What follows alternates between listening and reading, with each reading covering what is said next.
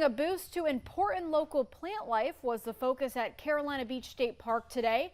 Volunteers spent the morning planting native wetland plants as part of the park's restoration project. The North Carolina Coastal Federation has sponsored the efforts, saying that strengthening the wetland habitat is crucial to the local ecosystem.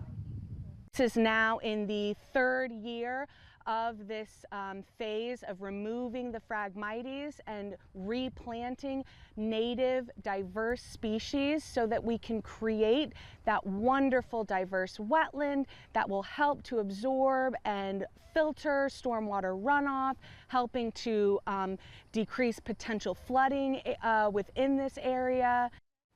Over the last decade, the Coastal Federation and Carolina Beach State Park have partnered to remove invasive species, restore the critical coastal habitat, build oyster reefs, and other environmental projects.